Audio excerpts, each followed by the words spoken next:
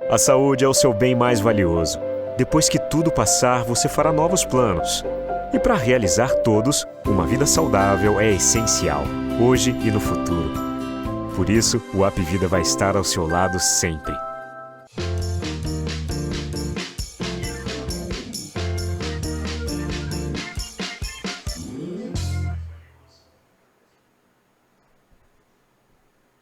Olá, boa tarde. Estamos aqui hoje com o Jack Serafim, cientista político, que vai falar um pouco pra gente sobre política. E para começar, vamos tentar entender um pouco sobre essa eleição, sobre as eleições municipais. Vamos tentar entender um pouco, primeiramente, do que um vereador faz, Jack. Glauci, boa tarde. Boa tarde a você que está nos acompanhando aqui no Portal da Holanda. Ao mesmo tempo, aproveitar a oportunidade e parabenizar o Holanda, que hoje é aniversário dele, né? Agradecer por esse espaço que nos é permitido aqui para a gente poder trocar uma ideia e, ao mesmo tempo, esclarecer, porque há muitas pessoas que imaginam, por exemplo, que o vereador ele é uma espécie de super-herói. E existem candidatos a vereadores que se utilizam disso para contar mentiras para as comunidades. Vereador, por exemplo, quando chega na comunidade, nós vamos fazer uma quadra, nós vamos asfaltar essa rua, esse vereador está mentindo, porque, na verdade, ele não tem esse poder de execução. Qual o poder que ele tem? O poder está principalmente na questão do orçamento do município, que é aprovado anualmente. O orçamento daquilo que vai ser gasto, daquilo que vai ser arrecadado e gasto no ano seguinte, isso é decidido no ano anterior na própria Câmara de Vereadores. Então é ali que o vereador vai definir se haverão mais gastos com a máquina pública ou se haverão gastos com políticas públicas. Lamentavelmente, o que a gente tem percebido na maioria dos lugares do país são municípios, por exemplo, que gastam muito mais o que arrecada na estrutura da prefeitura e câmara e menos com políticas públicas. Qualquer pessoa que assuma uma prefeitura, por exemplo, ela já assume com praticamente metade dos custos, por exemplo, destinados só para pagamento de pessoal. Além disso, tu vai ter aluguel de secretarias, manutenção das secretarias, energia das secretarias, água para as secretarias, né, aluguel de carro para as secretarias, gasolina para as secretarias. E quando você vai ver, praticamente tudo aquilo que a prefeitura ou o governo arrecadam estão destinados para manter a máquina pública. E aqui se insere também a Câmara Municipal. Então, o vereador, se é que você quer saber, ele tem pelo menos aí duas funções interessantíssimas. A primeira é a questão da fiscalização. Ele é responsável de saber se os serviços públicos realmente estão funcionando ou não, se aquilo que está sendo investido está realmente alcançando a população. Essa é a função do vereador. A outra é a de legislar. E legislar necessariamente não significa só criar leis, porque há uma coisa aí de um pessoal que eu sou o vereador que mais cria leis aqui, e quando tu vai ver o tipo de lei é semana da árvore que caiu lá na Ponta Negra, dia do gatinho que mia mais grosso, entendeu? Nome de rua. Então esse é o tipo de projeto que no final das contas não beneficia absolutamente ninguém, né? Então eu diria para você que inclusive hoje nós estamos precisando rever leis, seria até de diminuir mais leis. E aí é quando entra a necessidade de termos realmente vereadores com qualidade lá na Câmara. Porque se você coloca pessoas que não sabem desenhar um O sentado na areia, quem perde é a população. Porque eles por desconhecimento, nem vão conseguir fiscalizar, como também não vão ter ideia de que leis realmente podem propor para realmente beneficiar a cidade. Então, Jack, conta pra gente quem é o Jack Serafim.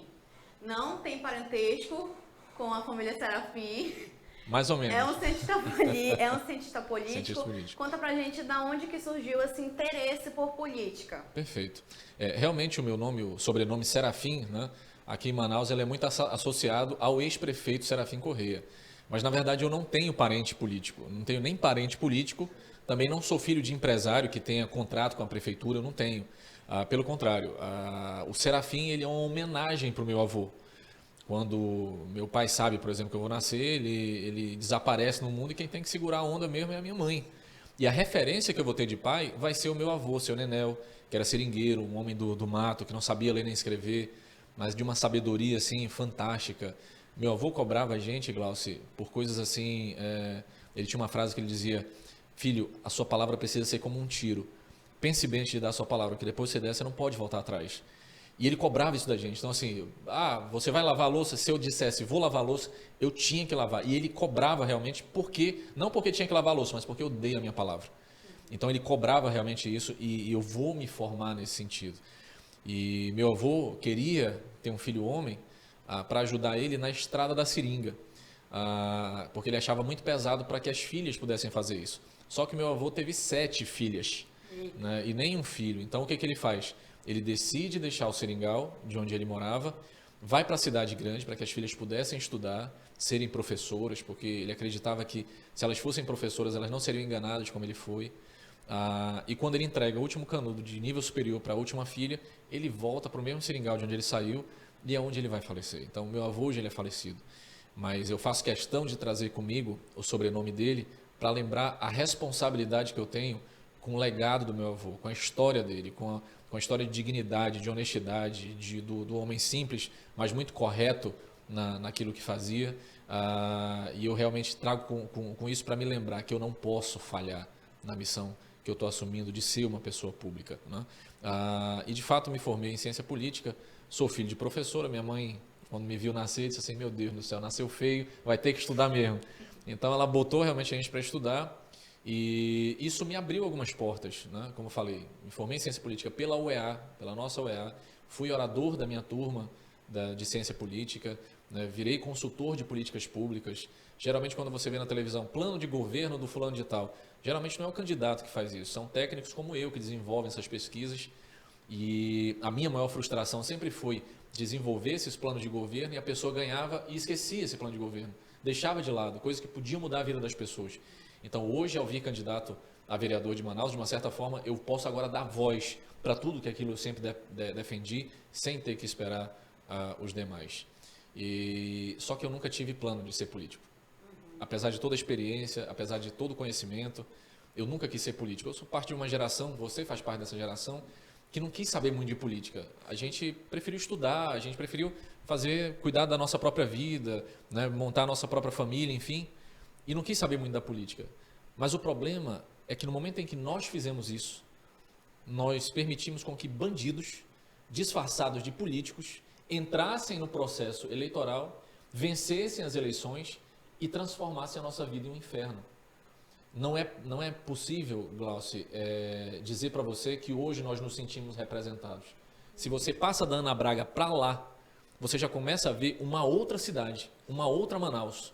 Uma Manaus que não tem nada, abandonada, que não consegue ver candidato, não consegue ver vereador, nem em época de eleição, para você ter ideia. Nem em época de eleição.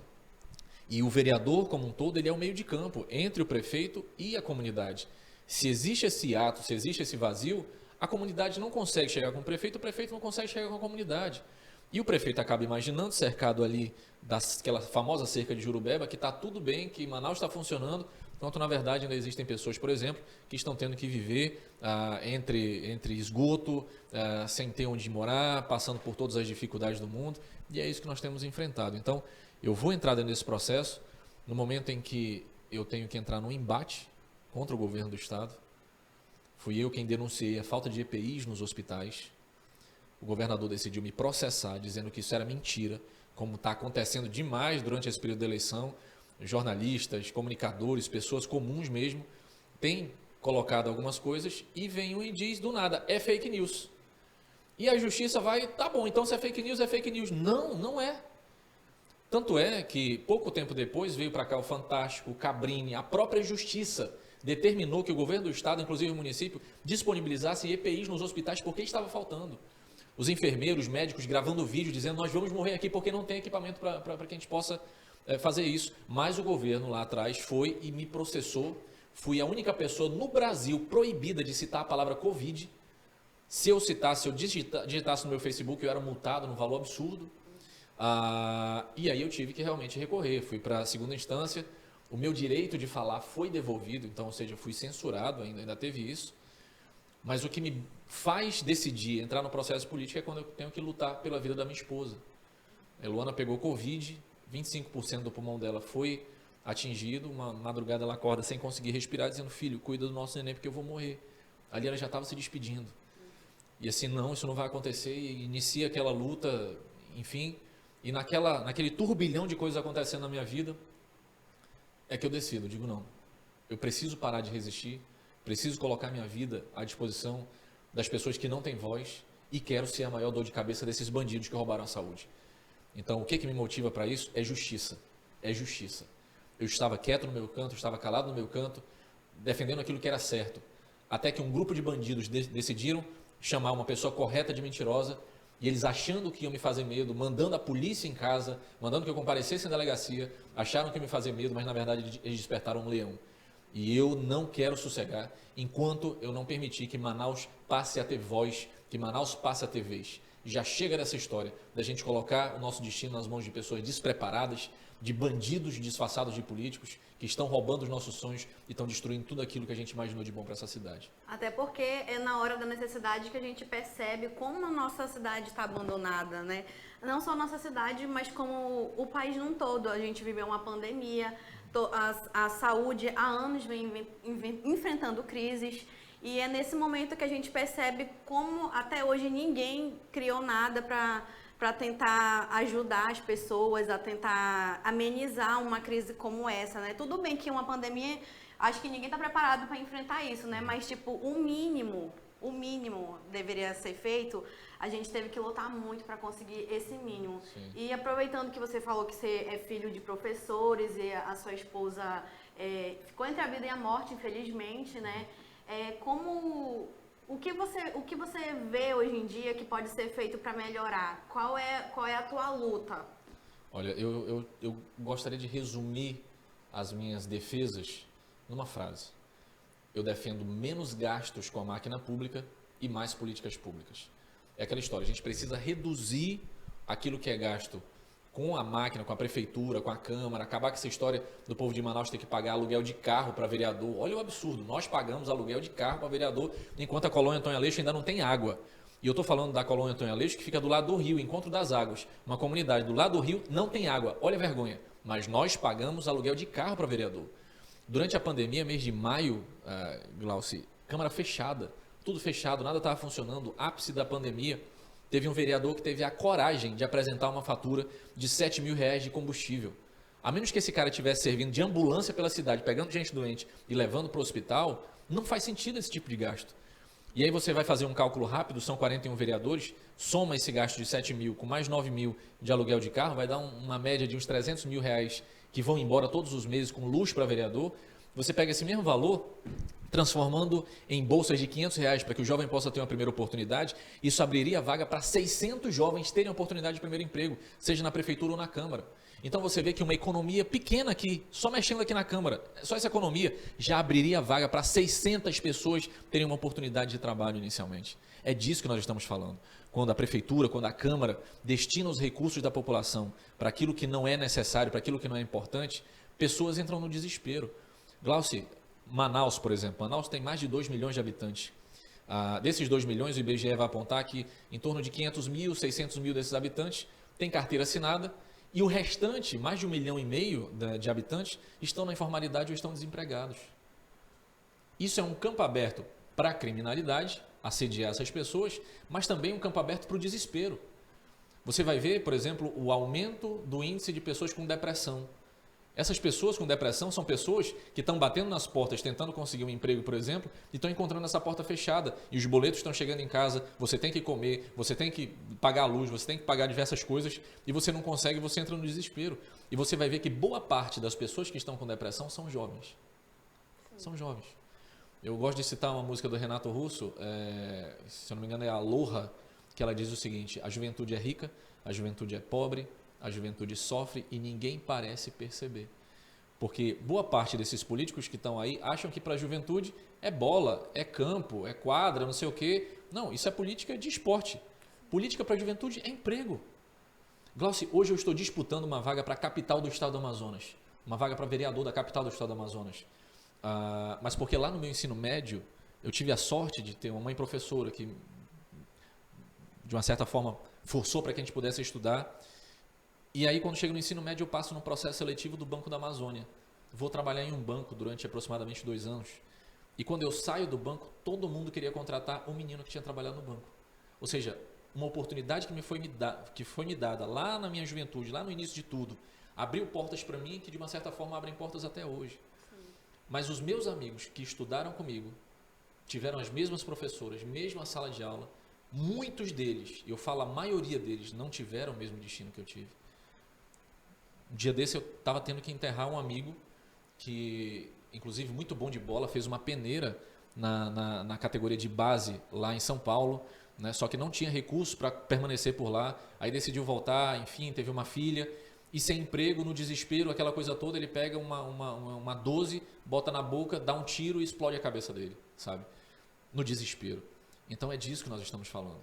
Nós estamos falando que Manaus, quando não gera oportunidade, Manaus, quando gasta muito com a sua máquina e não destina isso para a sua população, causa um sentimento realmente desesperador nas pessoas. Hoje eu bato nas portas de todo mundo, é a primeira vez que eu venho candidato. E eu tenho que vencer, primeiramente, a falta de fé das pessoas nos políticos. Sim. E eu tenho que deixar muito claro que, na verdade, foram bandidos que se disfarçaram de político. Porque o político de verdade, ele usa a política para transformar a vida das pessoas para melhor. E se esses políticos que passaram anteriormente não fizeram isso, são porque eles não são políticos. Lamentavelmente, você citou a questão da saúde, por exemplo, aí. A saúde há muito tempo que não faz saúde no Amazonas. A saúde virou um balcão de negócios. E durante a CPI da saúde, você foi perceber que era exatamente isso que estava acontecendo. As pessoas morrendo nos hospitais, as pessoas batendo nas portas e não encontravam esse auxílio, os médicos desesperados, enfermeiros desesperados. Glaucia, você com certeza ouviu de médico morrendo por causa da pandemia, de enfermeiro morrendo por causa do período da pandemia, mas ninguém falou, por exemplo, das pessoas que trabalhavam nos serviços gerais nos hospitais, com contato direto com a contaminação, que morreram também. São pessoas que não tiveram voz. E se elas fossem reclamar, por exemplo, para as empresas que elas trabalhavam, elas eram demitidas na hora. Então elas se submetiam a essa condição de risco para poder manter o seu emprego e não ficar desempregado durante a pandemia. E aí quando você vai ver a Câmara Municipal calada. Aqui eu faço um desafio para qualquer um dos amigos que estão nos assistindo agora. Vá na rede social de qualquer um dos vereadores que são candidatos agora aí, o que eles falaram durante esse período. Vá lá no Facebook, na rede social dos deputados, o que eles falaram sobre isso. Todos eles estavam calados. Quem deveria falar ficou calado. Quem deveria falar se omitiu. E o silêncio mata pessoas. E de uma certa forma, foi necessário que a gente errasse nessa última eleição, votando em gente despreparada, votando em gente incapaz, para que a gente entendesse que quando a gente erra no voto, a gente mata quem a gente ama. A gente mata pessoas inocentes. Pessoas inocentes perderam a vida, porque lamentavelmente nós colocamos palhaços, apresentadores, pessoas que não têm um mínimo de conhecimento, o mínimo de formação suficiente para tomar decisões corretas no que diz respeito ao destino da nossa vida. E agora, durante essas eleições, nós temos a chance de corrigir isso. E essa eleição, ela vai dizer tudo o que vai acontecer, inclusive daqui a 2 anos. Manaus precisa dar um recado muito claro para todos esses bandidos que roubaram sonhos dessa cidade e não elegê-los. E aqui você que está me ouvindo, de poxa, eu até gostei de você, mas eu estava pensando em votar em outra pessoa. Eu só lhe peço uma coisa, por favor. Não vote em ninguém que tenha mandato. Não vote. Porque no instante em que você votar para alguém que tenha mandato, primeiro, elas não vão seguir esses desejos de mudança que a gente tem. Porque se elas estivessem comprometidas com isso, elas já tinham mudado, porque tiveram a oportunidade de fazer. E sem dúvida nenhuma, essa legislatura que passou foi uma legislatura omissa. Extremamente omissa. A prova disso, vá na periferia da cidade, vá nas comunidades e veja o abandono geral que nós temos lá das pessoas mais pobres, que são as mais humildes, que são as que mais precisam. Quem tem empresa, quem tem dinheiro, quem tem emprego, esse pessoal consegue se virar. Mas imagine as comunidades, as periferias, as invasões, que são essas pessoas que realmente precisam da presença do vereador, do apoio realmente da prefeitura, elas realmente se sentiram totalmente abandonadas. Então, o sentimento que a gente tem, o desejo que a gente tem é de uma mudança completa. A Câmara Municipal, por inteira, precisa ser limpa e ser renovada, ser colocada pessoas novas, preparadas, com currículo, com ficha limpa, que entendam alguma coisa de orçamento, que entendam alguma coisa sobre as leis, para que não estejam fazendo tolices lá na casa do povo, naquela arena de batalha que decide se a gente vai viver ou se a gente vai morrer. A gente está na hora de decidir, da gente perceber que o nosso voto não é para ser jogado no lixo, né? Isso. A gente viveu, acho que a população no geral viveu tantos anos não ligando para a política e olha só como é que a gente está hoje, né? Você já ouviu falar do voto do Satanás? Não. Não. Eu tenho passado nas comunidades e é uma forma de tentar fazer as pessoas entenderem a importância do voto. O voto do Satanás é o seguinte, tem uma pesquisa que aponta que mais da metade do eleitorado, é engraçado, né? Mais da metade do eleitorado em Manaus vai para a urna sem saber em quem votar para vereador. A maioria das pessoas vai para a urna decidida em votar para prefeito, mas para vereador, aí o que acontece? Meu Ela Deus, chega, a eleição é hoje, para quem eu vou votar? quem que eu vou votar? Então ela chega na frente da escola que ela vai votar e o pessoal chama de santinho, né? Mas não é santinho, aquilo jogado no chão é um monte de satanás, entendeu? Aí o que a pessoa faz? Ela vai, pega um daqueles satanás, vota nesse satanás e transforma a vida de todo mundo em inferno pelos próximos 4 anos. Não sabe nem quem é. Exatamente. Então, o chamamento que a gente tem feito é o seguinte, olha, você assistiu nossa entrevista, você viu aí as defesas que a gente está fazendo, me siga nas minhas redes sociais para conhecer mais a fundo a luta que a gente teve. E se a gente for digno do seu voto, já escreva nosso nome, já marca aí o número 45999, votando em Jack, né, para que você não corra esse risco de dar um voto no Satanás. E hoje nós estamos sofrendo porque muitas pessoas fizeram isso. Não querendo votar em branco, votando em qualquer um, pegou um cara desse daí que não fez nada por Manaus. Ocupou um espaço de alguém que poderia realmente estar fazendo uma defesa. E aqui eu quero deixar claro para você que assim, tudo isso que passou, toda essa pandemia, despertou muitas pessoas boas. Essa é uma eleição que reconhecidamente possui muitos candidatos bons.